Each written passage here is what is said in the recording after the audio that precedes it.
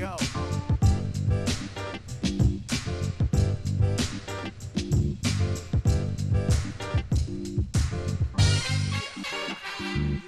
525,600 minutes. 525,600 moments so dear. That's the number of minutes in a year. 12 months, 365 and a quarter days. Yes, it's every year has 365 and a quarter days. I don't know if you knew that. That's why there's a leap year with an extra day every 4 years. Instead of adding 6 hours a day every year, just add 24 hours every 4 years. So the full revolution is 365 and a quarter. 365 and a hook. What were you doing a year ago today? We were saying, wow, I can't believe Tom Hanks has COVID-19. Is he going to be okay? He's in Australia. Is he ever going to get home? Man, I hope no sports person gets it. I really do. Then Rudy Gobert got it. 1 year ago. What a year. It's exhausting. It's been a 10-year year. It hasn't been 365 and a quarter days. It's been 36,500 and three-quarter days. That's what it feels like sometimes. So much loss, so much pain, so much avoidable pain, so much distress. No small irony that the big story heading into today and yesterday was another ethnic slur by a public figure. But people are getting vaccinated. Please get vaccinated because we want you. Darn it, Coca, start over. 68, 69, 70. Please get vaccinated because they want you to go to games. They want you to start spending your money again on popcorn, peanuts, beer, lots of beer. No more sitting on the couch. It's time to get out there and live your life. Get to games. Give owners your money. Give movie stars your money. Give restaurateurs your money. Let's get that disposable income back into the economy. Let's let it be a whirling dervish moving from hand to hand like the $5 bill in Serendipity signed by Kate Beckinsale. Well, guess what? Deep in the heart of Texas, I mean deep in the heart of Texas, there has been a major decision coming out. 100% capacity. It's so perfect, right? Everything in Texas is big, right? Big land, big boots, big cattle. Now we've got big stadiums full of fans. There's a rule that came out from the governor. His name is Governor Abbott. You may know him as the governor who may not necessarily believe in COVID, believe in anything related to any sort of health crisis, but does believe in economics and freedom. Freedom. He made a rule that said, we are all in. 100% capacity, no problem. But follow your local listings. Check your local listings. That would have been funny if I'd said that, Coca.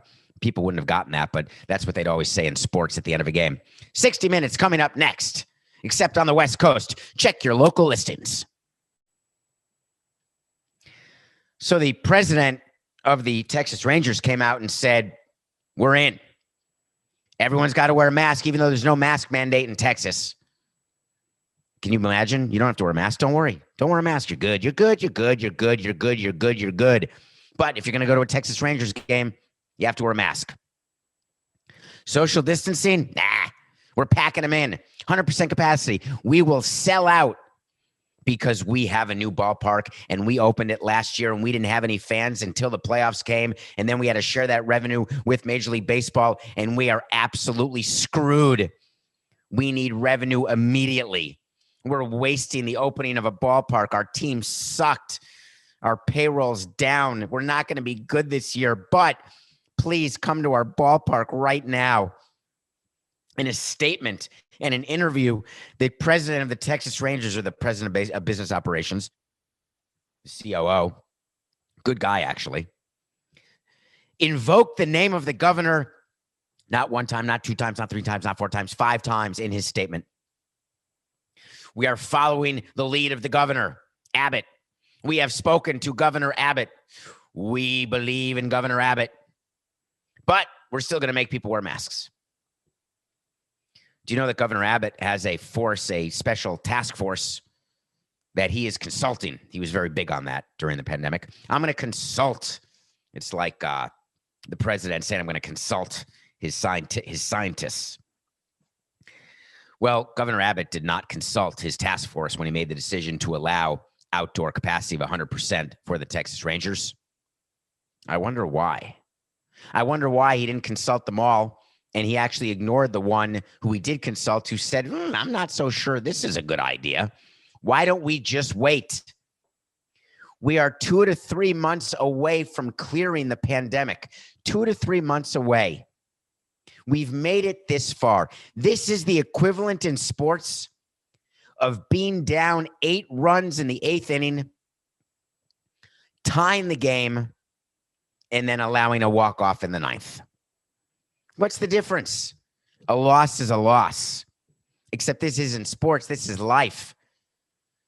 We have vaccines. They've been approved, however quickly they've been approved. They're being distributed, however unfairly and crazy the distribution has gone. We're this close. You can barely shine a flashlight through how close we are. And all it takes is one state to be foolish. Now, you can't enforce anything. Keep that in mind. The Rangers saying everyone's got to wear a mask. I know that when we tried to enforce open container rules at Marlins Park, don't bring in anything. God, it's such a terrible, unfriendly rule. All bags have to be clear, nothing bigger than the size of a small, 8x10 file card, all done in the name of security, 9/11 type stuff. No, it was all done in the name of, you please buy our concessions, buy our peanuts. When you see peanuts available on the street as you're walking into a ballpark, we kick them off the street because they're not our peanuts. We want you to buy our overpriced stuff. It's actually normal. I'm going to get criticized for that, aren't I, Coca? For saying that we did things to get people and their money separated. Find me a business where the goal of the business owner is not to separate you from your money. Find me a business where the goal of the business owner is not to make it so the business owner profits more and you as the consumer get less. Find me a business where they put the right amount of cereal in the damn box. Makes me absolutely insane when I open my cereal boxes. I undo, which is super hard, so I just use the scissors. I used to try to pull apart the plastic. Now I use the scissors to cut it open, and I look down, it's like a bag of chips. I'll take the big bag of chips. Oh, my God, where are the damn chips? They make more money by charging the same amount and putting fewer chips in. Normal. You're going to have to buy our food. No food allowed. Wear your mask unless you're actively eating or drinking. No cash allowed. Do you know why they're saying no cash allowed? They're saying it because no cash allowed. It's safer. No, that's not why. No cash allowed means they don't have to worry about anybody stealing the cash. Do you know who takes the cash for you at ball games? Those are not employees of the team. They're employees of the concessionaire, and they're called game day employees. Game day employees are taken from a pool of people who say that they have been trained and say they're available to work that particular day, that particular series, that particular homestand. 99% of them are honest, hardworking people. 1% are criminals who will take your money. Why do you think that when you own a bar or a restaurant, you don't want to take cash, or if you own it, you have to stay on the bar or stay in the restaurant all day long, all night long, because you don't want your cash to go up and missing or your alcohol to go up and missing, which is why they're measured pours now. It's why when you go to some bars, hey, can I have a plastic cup? No, you can't. You got to buy a drink. We keep track of the cup count. Do you think all of that is done out of the goodness of their heart? No, it's done to protect against fraud, protect against stealing, and to make sure they are maximizing their profit. Normal. So it's cashless now at Texas Rangers and many ballparks. It's good. It's safe. Wear your mask, please. But if you're actively eating or drinking, which you are, and you're not sitting in a pod, which you aren't because there's 100% capacity, and the task force said, how about 50% capacity? Because then there can be some level of distancing. But can you make sure the roof stays open? Yes, we can, Texas said, as long as the weather cooperates. That made me smile. 525,600 minutes. Have we changed this year? Have you changed? Have you grown? Have you shrunk? Have you aged more than 365 and a quarter days? Do you feel as though we're making progress? I guess it's a bit of a wait to see. Well, it is March. In addition to being my brother's birthday and Dan Uglis' birthday, by the way. Happy birthday. Dan and Dan. Brother Dan, player Dan. Dan Uglis, funny. Really good guy. Living in Atlanta right now. I miss him. Brother living in Miami. Miss him too. But in March, I associate that not just with their birthdays. It's also March Madness, which is always very exciting. It's what we in baseball always wanted to have. We wanted October Madness, and you get that with single elimination games. In a long series, that becomes a game 7 in a tie series, or a game 4 in a 4-game series if it's 3-0. But that's boring because people assume, it's already over. But in basketball, college basketball, you never know what can happen in a particular game. It's upsets galore. Upset alert. Live on CBS Sports HQ, we have an upset alert. Well, on CBS, we have an entire podcast about college basketball. It's called Eye on College Basketball. It is your audio guide for the entire NCAA tournament. My friends Gary Parrish and Matt Norlander, I throw that word around. I apologize. I shouldn't. I promised you I would never throw the word friend around. My CBS acquaintances, Gary Parrish and Matt Norlander, offer you a complete breakdown as soon as the brackets are announced on Sunday, so you can actually win your pool. If you follow Parrish and Norlander, I guarantee you, you have the same chance of winning your pool as if you didn't. But the difference is Parrish and Norlander are really fun to listen to, and they do know a lot, but who's going to get the pool right? Coca, doesn't Warren Buffett do like $1 billion if you can fill out the entire March Madness pool? I think he may. Like, you win $1 billion if you can get every game right. I don't think anyone's ever done it in the history of the bracket. But if you download and subscribe to the Eye on College Basketball podcast, you have as good a chance as any. Enjoy it. Practice. It takes practice. A lot of years of filling out brackets. Takes practice to do this pod. 328 episodes we've had. Today's 328. Thank you for downloading and subscribing, for following us on Twitter, on YouTube, for hitting subscribe, for telling your friends. You're the reason why the show has grown, and we appreciate you very much. We practice. We don't edit the show, but we practice. We talk through issues. You'd be surprised how hard it is to prepare to look unprepared. You'd be surprised how much time Coke and I spend together trying to give you the best 45 minutes we can. One thing we don't practice, I'd like to thank the Academy. I'd like to thank CBS, my agent Jerry, my producer Matthew Coca. I'd like to thank my family, my friends, the people who make me look young and keep my hair dark. That's just genetics, by the way. No makeup, no hair dye. I don't. And I just want to say that I will continue to be here every year and come to you as the greatest podcaster in the world. See you next year. And thank you to the Academy. Nah, we don't practice that. I don't ever want to practice an acceptance speech for an award. I don't ever want to practice what it's like to celebrate winning. I didn't want to practice what I would do when we won the World Series. Do you know what I did on the last out when Josh Beckett tagged Jorge Posada? I hugged my wife. I hugged the vice chairman. We did a group hug. And I looked out on the field and I saw our players celebrating. And I stopped and I took a picture like Kristen Dunst in Elizabethtown. I went like this. I took a mental photo. The New York Mets yesterday during spring training did something that caught my attention because I don't understand exactly what took place. The New York Mets, for some reason, were doing a defensive drill, which I like. Pitching and defense wins rings, folks. Pitching and defense wins rings. I like the home run, but you need pitching and defense. So the Mets do a drill where you've got to get 27 outs because that's how many you need to win a game. So there's ground balls hit, there's fly balls hit, there's attempts made by runners to steal. You have to get 27 outs.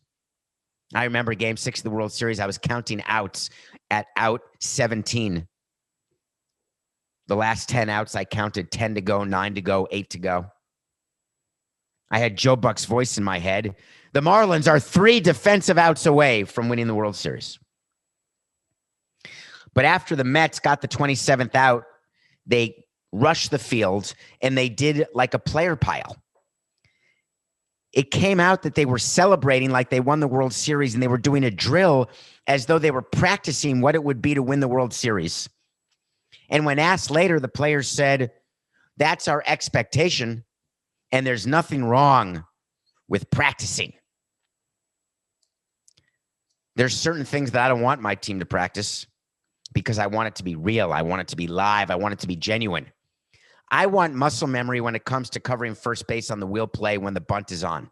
I want muscle memory to know when you want to get from first to third on a single to right field. I want muscle memory to know that you're going to get an 0-2 slider, so try not to swing. But when it comes to celebrating something, I don't want any muscle memory at all. You open yourself up to great criticism when you do what the Mets did, and the Mets know better. When they have not had an opportunity to celebrate a World Series win since 1986, why not do the 27-out drill in a day and age when everything's on camera, when everything is being discussed and talked about and dissected? Why not be more subtle? It's going to be interesting to see whether or not the Mets celebrate at the end of the season. You'll get my predictions before the season starts, but here's a hint. I do not believe the Mets need to practice the World Series celebration. I'm not sure the Indians do either, actually. I think about the Cleveland Indians a lot. I've thought about them a lot. We've talked about them a lot this offseason. You know, their owner is Paul Dolan, the Dolan family, related to James Dolan, owner of the Knicks, not siblings. The Dolan family made their money in Cablevision, if you remember that. Bunch of cable companies, bunch of other businesses as well.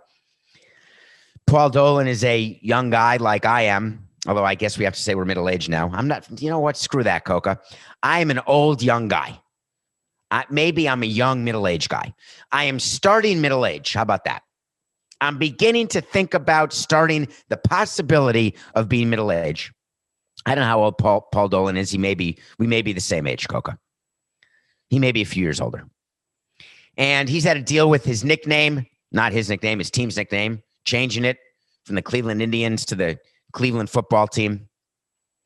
He's had to deal with trading Francisco Lindor. Paul Dolan is 62. Wait a minute, Coca, say that again, louder. You said 52 or 62? No, he's not. My God, Paul, you keep going. You are in the middle of, no, you're not. You're also you're at the end of the beginning of middle age, and you look terrific, Paul. But you've had to deal with a lot of issues. The name, the Lindor trade, the Mickey Callaway situation, which has not gone away, and there's no sign of it going away anytime soon. You've convened more committees in Cleveland than I can possibly mention. And now you've had to make a comment about the Callaway situation and about your culture. He made a mistake because he sent an internal email, not realizing that all internal emails, this is lesson number 1 when you own a team. Any email you send to anybody, any DM that you send to anyone, any private Instagram message, any Snapchat, even if it disappears in 2 seconds, anything is screen grabbable, shareable, retrievable, and disseminable. That's definitely not a word. Do you remember the word disseminate? Have you ever used that word, Coca? That's when you're watching a TV, sports on TV. This broadcast is brought to you by Major League Baseball and the Florida Marlins. Any rights to this show, any offers to disseminate must be with the written approval of the team and Major League Baseball. Remember that? That's when I would hear the word disseminate. So he sent an internal email, and it was quickly shared with the media. The content of the email should have been not put in an email. It should have been when you met with your staff, and it should have been when you met with your corporate sponsors, when you met with your fans. He talked about the fact that it's clear we have not done enough to build the inclusive culture that we strive to create. It is not our words or our intent that matter. It is our actions. And we must let our actions over the short and long term reflect our commitment to this important goal. I'm good so far, Paul. But then you're trying to cover for Chris Antonetti. I would do anything to cover for my GMs and my president of baseball operations, but I'd have to be super careful if it came down to an issue of sexual harassment, when it came down to an issue not of making a bad trade or a bad signing, not of making a bad player evaluation, but when it came down to something, there's no way that any employee, including myself, is above the company, is above the brand. Chris Antonetti spoke too soon back in February when he was asked about Mickey Callaway. And he said there had never been any complaints against Mickey in his time with us, either to me or to HR. Here's the problem when you talk like that, and it was a lesson that I would teach myself and others. Don't ever speak in absolutes. Do you get the humor of that? Never say never. Do you get the humor in that? When you are asked a question, and I've told this story on Nothing Personal before, if I had ever been asked a question, I didn't know the answer, whether I'm asked publicly or by the owner or by anyone, my answer is I don't know. My answer is I'll find out. But if you pretend to know something you don't know, there's nothing good that can happen. You think you look good because all of a sudden you know everything? You look like crap because you're not going to know everything. You're going to say you knew everything. And then when you don't know something, you get caught for not knowing it and for lying about the fact that you knew it. There's no way Chris Antonetti knew whether or not there had been any complaints to human resources about Mickey Callaway, because there had been. So Antonetti had to retract that, except he couldn't. His only comment after that, because Major League Baseball called him and said, listen here, Chris, here's the rule. Shut your yapper. I'm sorry that you want to correct the record. I'm sorry that you want to talk, but no words spoken about Callaway. Nada. So Antonetti said, I can't respond. We're in the middle of an investigation. So Paul Dolan, in the middle of his email, had to say, I know Chris in particular is eager to clarify his comments and apologize if they misled anyone. The reason why Paul had to put that in his email is that that was his way to give Chris a little breathing room. The end of the email, Dolan said that, please, everyone, remember, if you have a problem with sexual harassment, if you have a problem with any workplace issues, please call Human Resources. If you don't want to call them, here's the number to call an MLB. Here's the contacts. Wrong message. We know this better now. MLB needs to have, and they would do this from time to time, they would send us information saying, if asked about netting in your ballpark or foul balls that are hurting people or concussions or steroids or gambling or collective bargaining, here are your talking points. And here's the fine if you talk about a subject that you're not supposed to talk about. The Mickey Callaway situation and general workplace harassment is a industry-wide, nationwide, worldwide issue. MLB needs to be responsible as the controlling entity of its teams to help its teams communicate with its employees and the public. And by doing that, you give Paul Dolan something to say in this email, something to say when he meets with his employees. And it's not, hey, if you have any issues, we want to improve our culture. But if there's any issues, just call our human resource department. And here's the number at MLB. MLB can do better. What you do is you say, here are the 5 ways that every team employee and every player and every game day, seasonal, every person associated with our team, here are the 5 ways that we are going to stop workplace and sexual harassment. And here are the 5 ways that you can open your mouth comfortably and safely and securely and feel as though that you are not going to get in trouble for doing it or held back or have your job taken away from you. This is the organization that we haven't contracted with.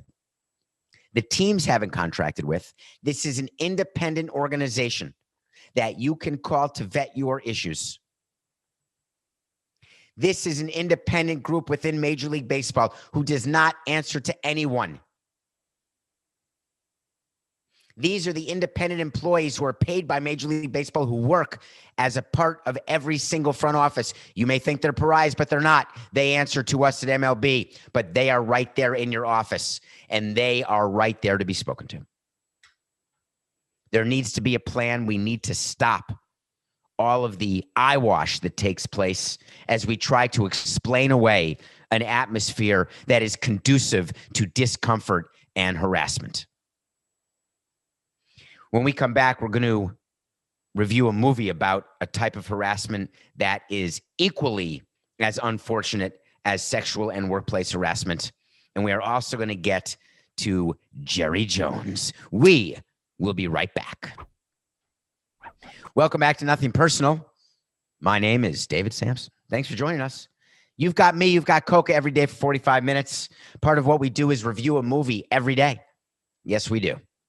We watch a movie, watch a TV show.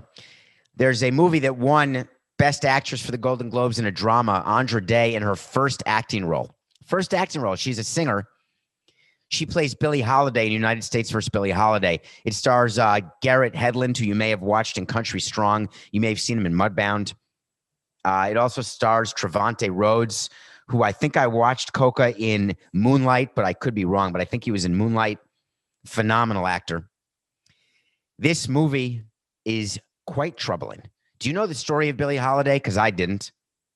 Do you know how famous a singer she was?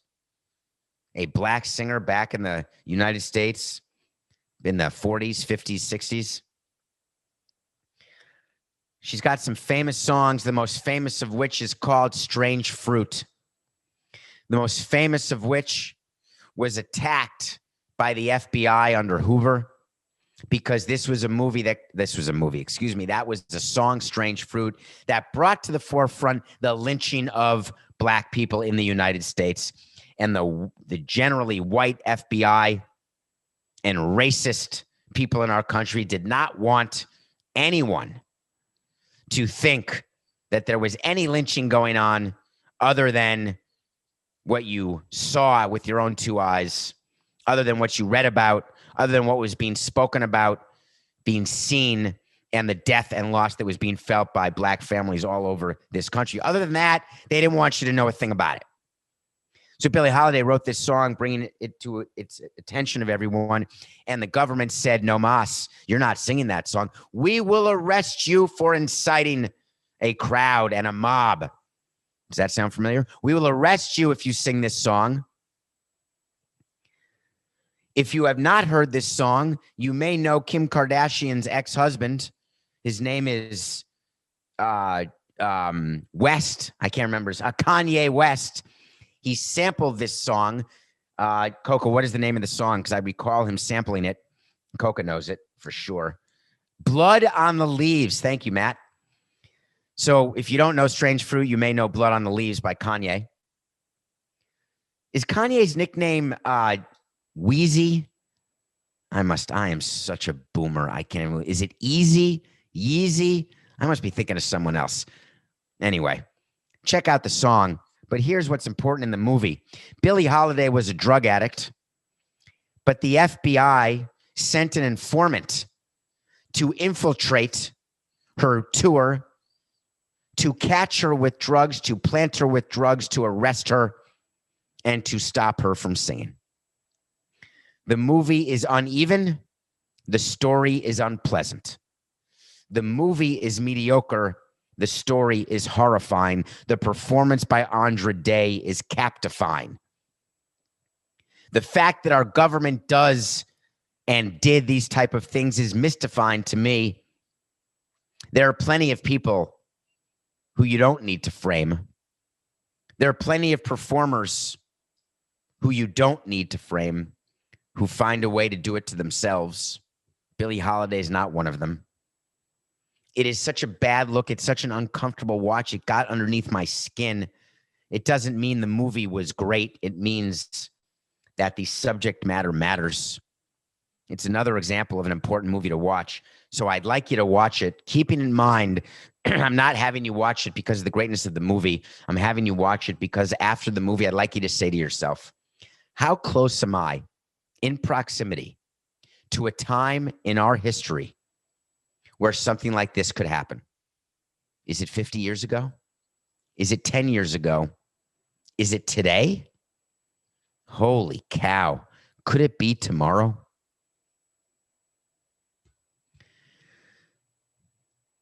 Jerry Jones. Thank you, Jerry. Thank you, Jerry, for helping me on March 11th, 2021. We were not short of topics today. We actually have way more than 45 minutes, but we keep to 45 minutes and we make choices. Some things don't make the show. Jerry Jones is making the show today because he had a press conference with Dak Prescott announcing the signing of Dak Prescott.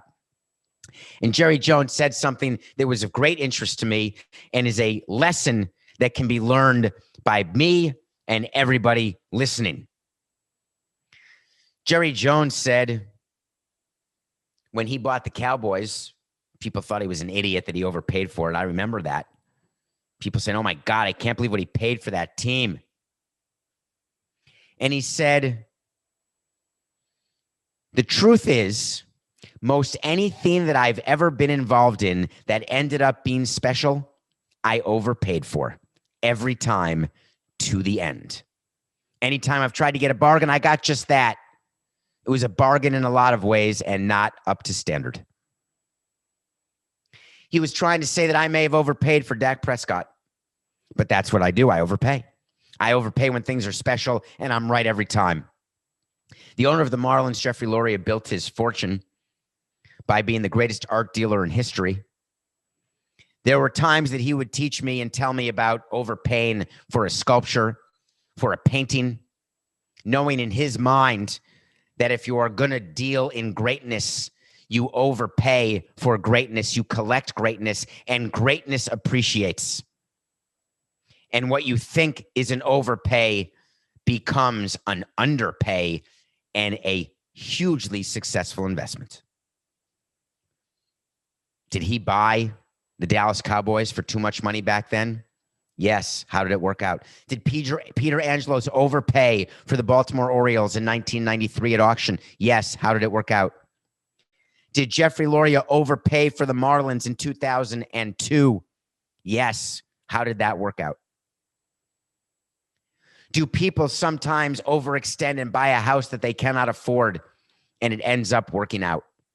I'm not telling you that you should, in your personal life, go into debt, make it so that you go bankrupt. I'm telling you that when you're going to do something, don't go for the bargain.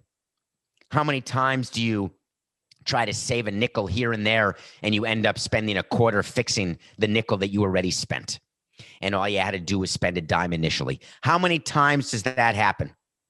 Don't worry about the brakes to this car. Don't worry about the air conditioning in this house. It'll be fine. Don't worry about losing a team to another city. We're not going to pay right now to keep them. Oh, God, we're going to pay more to get them back. It is a very good lesson, except it's about assets. Dak Prescott is a player. Jerry Jones is giving you a business lesson that I couldn't agree with more, but in terms of players, I couldn't agree with less. All we ever got by overpaying for players was overpaying for players. If you are going to be successful running your team, the way to truly be successful is to underpay for players and to have them outperform their contracts, a concept you hear me say again and again and again, whether you've got a salary of $180 million or your payroll is $40 million or your cap is $182.5 million.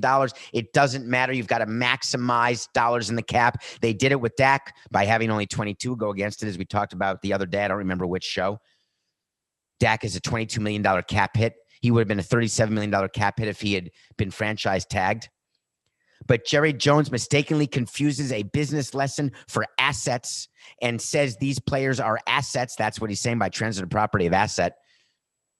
You've got to put a team together and realize that with the Cowboys, what have they won with Dak?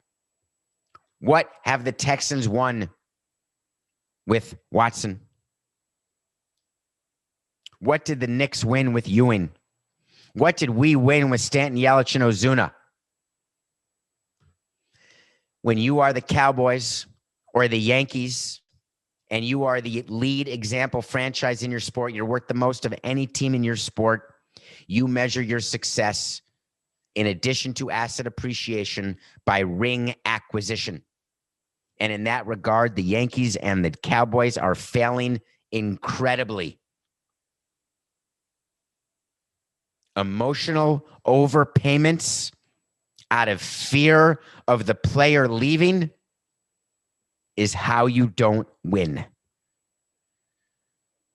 Overpayment in long-term assets where there is time for dips, valleys, peaks. There's an opportunity to hold that asset for a decade or more. That's the type of overpayment that will pay off in the end. Did you guys miss the nothing personal pick of the day? I'm just curious. Did you miss it? I missed it. NBA was back last night. We told you to do something. We were 31-20, 11 games over starting the second half, waiting for baseball to start. And we said the Mavericks have to start their second half with a decisive win over the Spurs. I had no idea that in the middle of the game that they were going to have to announce the Spurs that they were trading one of their best players.